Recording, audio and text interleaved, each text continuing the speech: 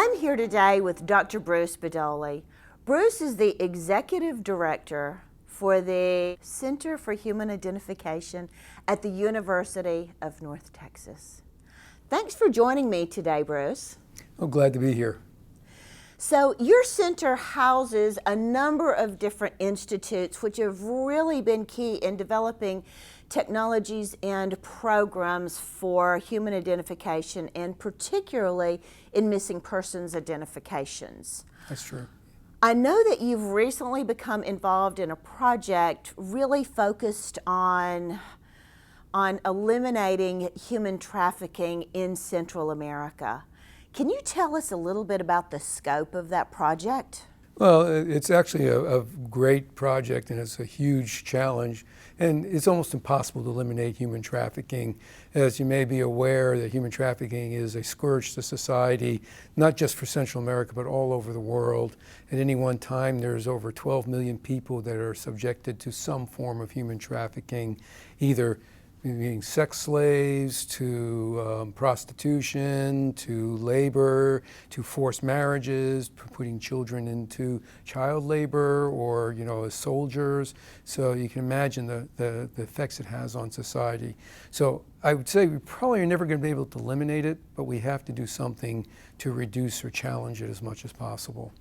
And so what we've been tasked to do is to go into Central America, and particularly right now in the Northern Triangle countries of Guatemala, El Salvador, and Honduras, to try to build better capacity, better law, put those in place through DNA typing.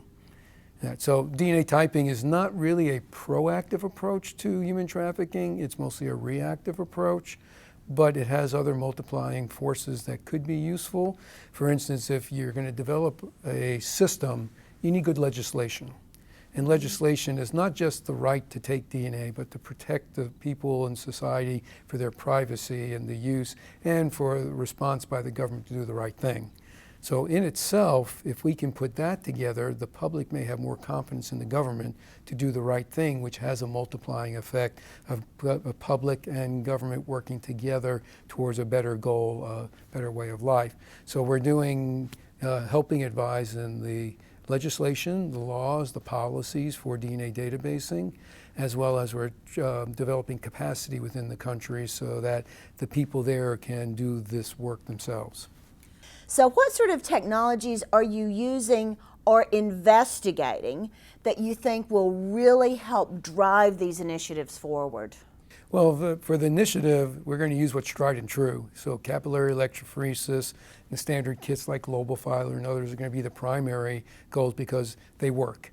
They have a long history, they've been validated, and there's a wealth of knowledge about what limitations they have and what strengths they have.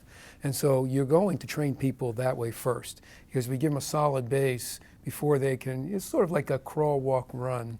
This is, in a way, the crawling and walking stage before you run to some new technologies like next generation sequencing, which of course I'm very interested in and we're implementing in my laboratory. You could also look at other ways to improve capacity, because the technologies that I just mentioned that are tried and true require a lot of substantial expertise. And there are technologies like rapid DNA, which doesn't require the same amount of expertise to get going. Because basically all you have to do is take the swab and put it in the machine and walk away, and it gives you an answer. Now, interpreting the answer may still be some of a challenge, but at least we can know when the answer is easy to interpret and take those off the table so they can spend time on the others. So a combination of current technology, advanced capabilities, and of course, as I mentioned, next generation sequencing may all allow us to take on the challenges that exist. Not saying which one's right, which one's wrong, they're all useful, and they answer different parts of the challenge to DNA analysis for human trafficking and for other crimes as well. So which are the policies that you're working on that you think will have the biggest impact? Well, mostly we're working on the policies with database and legislation for that use. So what is the legislation that allows them to collect samples? What are the protections for those samples, and then what are their operating procedures? So you can imagine, if we're thinking about human trafficking or missing persons, there are the people who go missing, There are the vulnerable populations, children on the street, orphanages, children that are sold to adoption who may or may not be legitimately sold into, given to that cause.